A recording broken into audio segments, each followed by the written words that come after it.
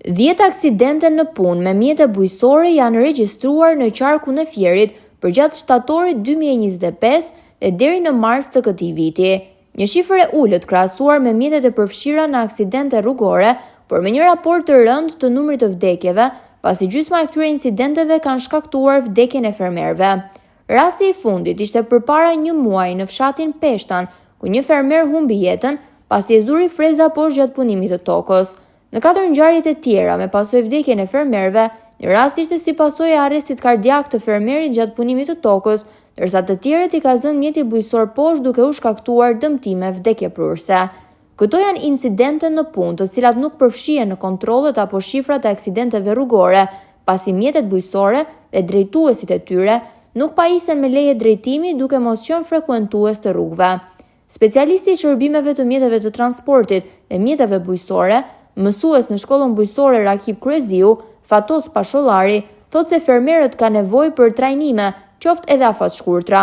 Ideja se je duke punuar tokën dhe nuk mund të përfshihesh në aksident është e gabuar sipas tij, pasi mjetet bujësore kanë nevojë për shërbime dhe respektim të rregullave të sigurimit teknik, është kusht për shmangjen e incidenteve. Jemi në vitin e 3 të shkollës mesme profesionale Rakip Kryeziu, kemi drejtimin mekaniko bujësore. Është shkolla jone ofron këtë drejtim, ndërsa shkolla tjetër që është paralel me ne, Petrosota, nuk e ofron këtë drejtim. Bile sot është fatë, meqense ju erdhët për të bërë një intervistë, unë kam pasur një orë mësimore që ju spjegova nxënësve tanë që dalin teknik të mesë për defektet në makinat e shpërndarjes së plerave kimike.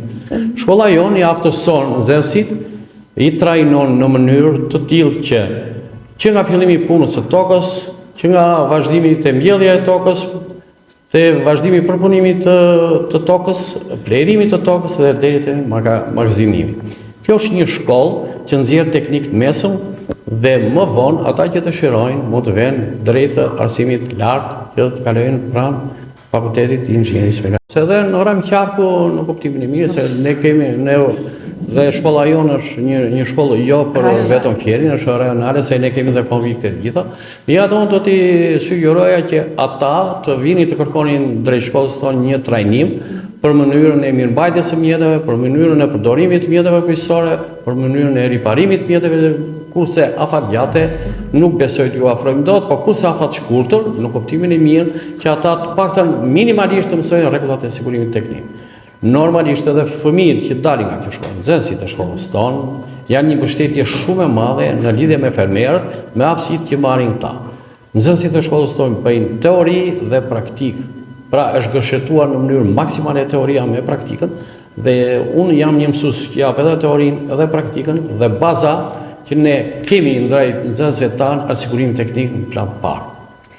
Ideja se je duke punuar tokën me traktorin tënd dhe nuk ka asnjë problem sepse nuk mund të shkaktojnë aksidente, është e saktë apo e gabuar pra? Është e gabuar për mua sepse në momentin që ti nuk e njeh parimin e funksionimit të mjeteve bujësore, normalisht je i disinuar që të thyesh rregullat e sigurimit teknik, të thyesh normat e sjelljes rrugë gjitha me radhë. Mjetet bujësore janë përfshirë edhe në aksidente rrugore, kur fermerët frekuentojnë rrugët për të kryer shërbim në tokat bujësore.